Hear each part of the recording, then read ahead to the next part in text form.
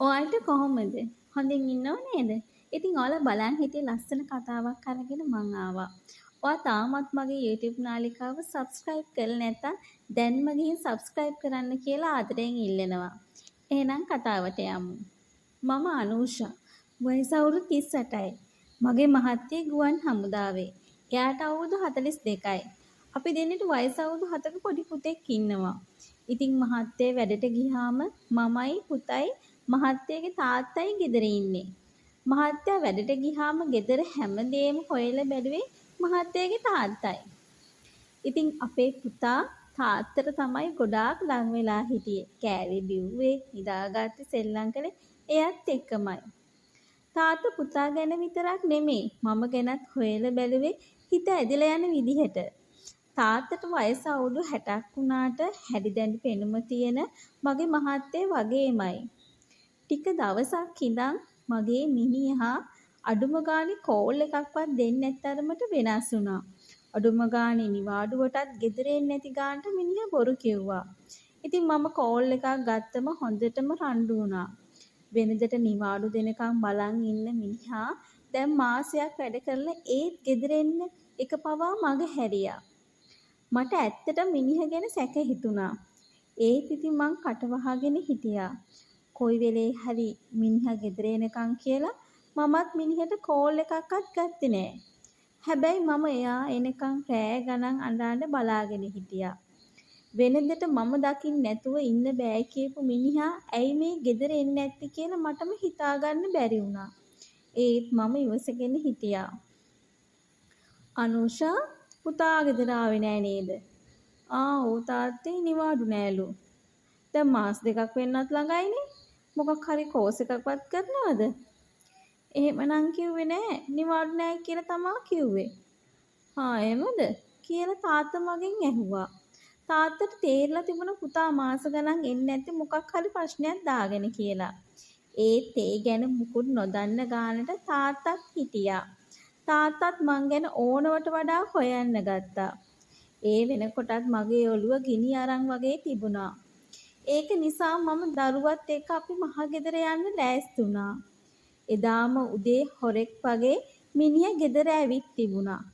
ආපු ගමන් පුතා වඩාගෙන තුරුල් කරගෙන මිනිහා අඬන්න ගත්තා. මට එයා දැක්ක ගමන් ලොකු වෙනසක් දැනුණා. එයා ආපු ගමන් තාත්තත් කාමරේ ඉඳන් එළියට ආවා. උඹ කසාද නොබැඳ ඔය ජොබ් එකේම හිටියනම් හොඳයි කියලා තාත්තා කීන් වගේ කියාගෙන පාරට ගියා. මමත් කට වහගෙන කාමරේට ආවා. එයත් පුතා එක්ක කාමරේට ආවා. මම වචනයක්වත් කතා නොකර ඇඳේ වාඩි වෙලා හිටියා.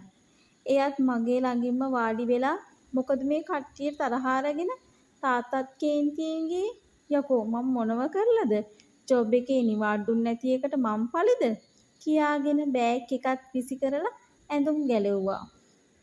මම කියන්නවත් නැතුව කුස්සියට ගිහින් තේ එකක් හදා මේසෙන් තියලා ලෑස්ති කරපු බෑග් එක පැත්තකින් තිබ්බා. වෙනද මිනිහාවම තිබ්බ සතුට හොරු අරන් ගිහින් වගේ මට තේරුණා.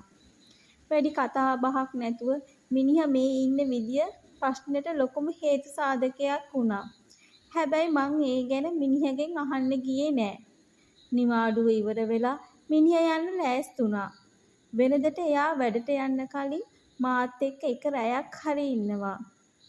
ඒත් මේ පාර මං ගාවටවත් නාපු මිනිහා වැඩට යන්න ලෑස්ති වෙනකොට මගේ පපුව පැලෙන්න වගේ දැනුණා. හැබැයි මම කිසිම දෙයක් ගැන අහන්න ගියේ නෑ. ඉවසගෙන හිටියා. ඒ වෙනසත් එක්ක මිනිහා වැඩට ගියා. තාත්තට මගේ වෙනසත් පුතාගේ වෙනසත් බලාගෙන හිටියේ හරි අමුතු බැල්මකින් කියලා මට තේරුණා. ඒ ඉන්න ගමන් මාස ගණන් අපි දෙන්න එන්නෙම දුරස් වුණා. ඒ අතරට මගේ හැමදේම හොයලා බලන්න තාත්තා උනන්දු වුණා. සමහර දවස්වලට පුතා සීයා එක අපේ කාමරේ නිදා ගන්න ආවා. පුතා නිදා ගන්නකන් තාත්තා අපේ කාමරේ නිදාගත්තා. ඒ ඉන්න ගමන් තාත්තා මගේ දිහා බැලුවේ අමුතුම විදිහකට කියලා මට තේරුණා. පුතාව රෑට තාත්තා කාමරේ තියාගෙන පුතාලව්ව මට එන්න කියලා කියෙව්වා. සමහර දවස්වලට මගේ යට ඇඳුම් පවා තාත්තා කාමරේ අස් කරද්දී අහු වුණා. රෑ මගේ දුහුල් ඇඳුමට තාත්තගේ ඇස් නතර වුණ වාර අනන්ත වුණා. මොනව කළත් මම ඉවසගෙන හිටියා. ඒ එක්කම තාත්තත් මට නොදැනී මට ලං වුණා. තාත්තා දවසක් දර කොටයක් පළල කෙඳිරි ගගා ඉන්නකොට කොන්ද කැක්කුමට කොන්දේ බාම් ගාන්න වුණා. එදා රෑ තාත්තගේ ඇඟේ බාම් ගානකොට ඒ ස්පර්ශය මට දැනෙනකොට ඉන්න බැරි වුණා. මම බාම් ගාලා නැගිටිනකොට තාත්තා මගේ අතින් ඇදලා පපුවට තුරුල් කරගත්තා. මට හිතා ගන්න බැරි වුණා. එක පාරටම තාත්තගේ ඇස් මගේ ඇස් මාන් නැවතුණා. ඒ එක්කම තාත්තගේ තොල් මගේ තොල් ළඟ වෙවුලුවා. ඒ තොල් මගේ තොල් ළඟ මුමුණකට මගේ ඇස් පිය වුණා. ඒ එක්කම තාත්තා තොලකට පිරිමදින ගමන් මාව පෙරලලා හෙමින් මගේ ඇඟ ගිනියම් කළා. කිසිම තහංචියක් නොමැතිව තාත්තා එක ස්පර්ශයෙන්ම මාව වසඟ කළා. මාස ගානක ආශාවන් ගිනියම් කරනකොට මට කියා ගන්න බැරි සතුටක් ඇඟ පුරා හිරිකඩු දාගෙන ගියා. එදා මුළු රෑම ගෙවුනේ තාත්තගේ ගිනියම් වුණ සැප විඳගන්න. කවදාවත් හීනෙන්වත් හිතුවේ නැති ජීවිතයක් මට උරුම කළේ මගේ මිනිහ කියලා හිතනකොට මම දුක් වෙන්න ඕන නෑ කියලා මගේ හිත පවා හැදුනා. මිනිහගේ වෙනස්කම් වලට එයාගෙම තාත්තා දඬුවමක් දුන්න එකට මම සතුටු වුණා. තාත්තා රැයක් දහවලක් නොබලා මිනිහටත් වඩා මාව සතුටු කරන හැටි දැක්කම මම තාත්තට ආදරේ කළා. තාත්තට වයස අවුරුදු 60ක් වුණත් ඒ වයස මට ඉලක්කම් 2ක් කියලා තාත්තා මට ඔප්පු කළා. ඇත්තටම එදා ඉඳන් මගේ මිනිහ වුණේ මා මණ්ඩි. ඒ මගේ තාත්තා. තාත්තට වඩා මගේ ආශාවන් ඉස්මතු වන අවස්ථා අනන්තයි.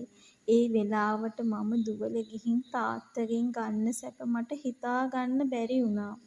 හැම වෙලේම තාත්තා මගේ ආශාවන් එක්ක හැප්පි පොරබදින හැටි දැක්කම මම හීනෙන් පවා සතුටු වුණා. ඒ එක්කම හිතුන වෙලාවට ගෙදර ආව ගිය මගේ කසාද මිනිහා කොලේකට විතරක් කසාද මිනිහ වුණා. ඒ මිනිහට අපේ හැසිරීම් ගැන හිතා ගන්න බැරි තරමට තාත්තා මගේ මිනිහ වුණා. මිනිහගේ හොර වැඩ හොයලා දුක් වෙනවට වඩා මගේ සතුට ගැන මම බලාගත්තා. මමයි පුතයි තාත්තයි වැඩියෙන්ම සතුටුනේ මගේ මිනිහ ගෙදරින් යන දවසටයි. ඉතින් අද කතාව ගැන ඔයාලට හිතෙන්නේ මොනවද කියලා කමෙන්ට් එකක් දාගෙන යන්න. ආයෙ කතාවක් අරගෙන එනකම් සතුටින් ඉන්න.